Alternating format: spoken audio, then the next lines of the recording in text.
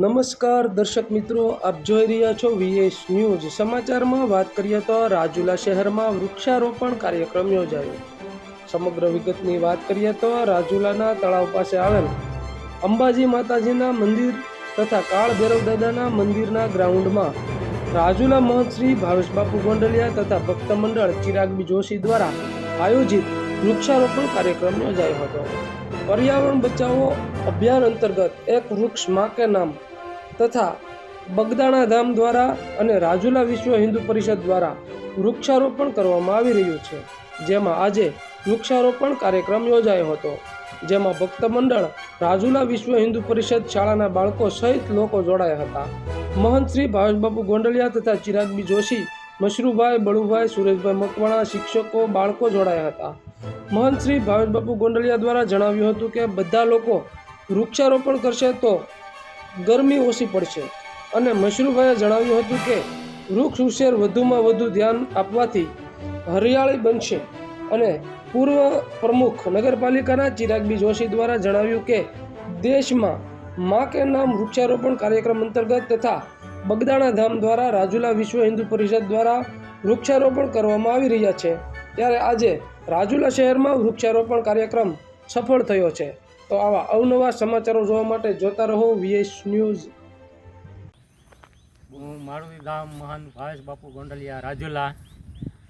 આજ રોજ અંબાજી મંદિર ને કાળ ભૈરવ દાદાના મંદિરે વૃક્ષારોપણનો કાર્યક્રમ અમે આજે યોજ્યો છે ભક્ત મંડળના શ્રી ચિરાગભાઈ જોશી દ્વારા। તો આવનારા સમયમાં જે આ વખતે આપણે ગરમી સહન કરવી પડી છે એ ગરમી સહન ન કરવી પડે આવનારા સમયમાં, એટલા માટે અમે વૃક્ષારોપણનો કાર્યક્રમ આજે યોજ્યો છે।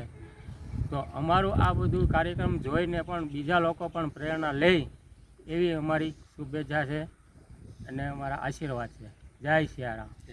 છેલ્લા 10-12 વર્ષથી રાજુલાના વિવિધ વિસ્તારોમાં વૃક્ષારોપણ અને તુલસી માતાના પૌધાનું વિતરણ અને વાવેતર ને ઉછેર, કારણ કે જે પર્યાવરણની અંદર ઓક્સિજન આપે અને પર્યાવરણને શુદ્ધ કરે, ઔષધિયુક્ત હોય એવા વૃક્ષો વાવવાથી ખૂબ જ આખા વિસ્તારોની અંદર એની પ્રેરણા મળે। અને છેલ્લા 10 વર્ષથી 12 વર્ષથી અમે આજે આયોજન કરી રહ્યા છીએ। આમ તો આ ચાલુ વર્ષે પ્રધાન સેવક મોદીજી દ્વારા એક વૃક્ષ મા કે નામ અને બગદાણા ધામ તરફથી ખૂબ જ વૃક્ષો વાવવાનું આયોજન છે। રાજુલા વિસ્તારમાં પણ અનેક સંસ્થાઓ દ્વારા વૃક્ષો વાવવાનું ઊભું કર્યું છે અને એની અંદર વિશ્વ હિન્દુ પરિષદે પણ સંકલ્પ કર્યો છે।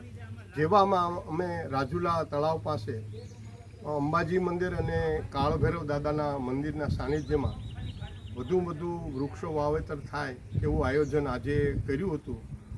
પૂજ્ય ભાવેશ બાપુ ગોંડલિયા, અમારા વિવિધ સંસ્થાઓના મિત્રો આ બધા એમાં જોડાયા હતા અને સફળતાપૂર્વક રાજુલા ખાતે વૃક્ષારોપણનો આજનો કાર્યક્રમ અમારો સફળ રહ્યો।